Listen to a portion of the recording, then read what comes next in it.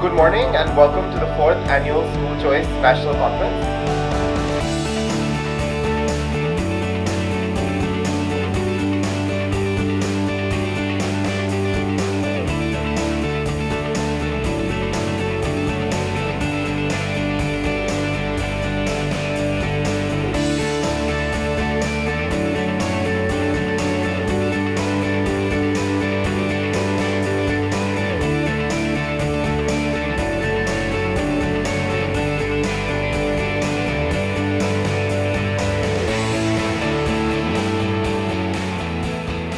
How are you going to, under RTE, be able to grapple with the fact that you will be pulling in children who are out of school, the little boys who are working in tea stalls and all, and what remedy will you give for a kid who is actually 12 years old, who does not even have the knowledge of a child in class 2 or 3?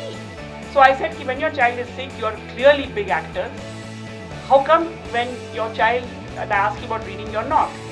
And one of the men who was standing on the side actually gave me a very good answer. He said, "बुखार तो कभी-कभी होता है. ये जो बीमारी है तो रोज की है." So we doubled teacher pay and achievement levels have not changed. Yeah. So that in itself suggests that raising pay across the board is not a good way of giving, it's not a smart way of putting your scarce resource into improving teacher incentives. So the first thing that we owe the children in the country is to give them better schools, better infrastructure, a better environment, better teachers. Then they will be empowered to make choices and then they can stand up and then they will have a voice. So, the point I'm trying to make is, don't appeal to politicians' sense of doing the right thing.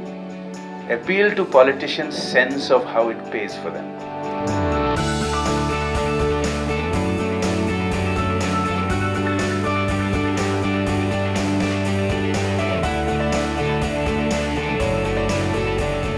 I found it very inspiring and very interesting, especially the mixture of getting data from academical studies, but also hearing personal experiences of parents, teachers told by the other panelists that gave a very holistic and very balanced picture of the overall situation. From policy, practice to delivery, as the theme of this topic, I think the Northeast, one of the speakers, Madam Gauri mentioned that the rural area, the poor people are forgotten.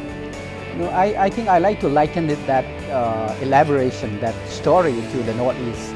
Northeast in many ways is a forgotten part of the country, and so is in education. In terms of learnings and how is it different from the earlier conferences, this time was to bring in a policy maker and hear various perspectives involved in education, especially the alternative education. This year in particular, I really found it very, very insightful to listen to what Shailaja Chandra has been doing in Delhi.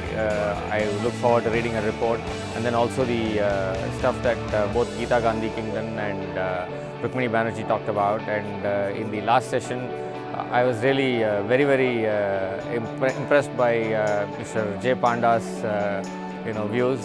He was very frank, forthright and sensible in what he said, and also pointing out how civil society and the general public can actually influence politicians to make education a more important issue in the political space.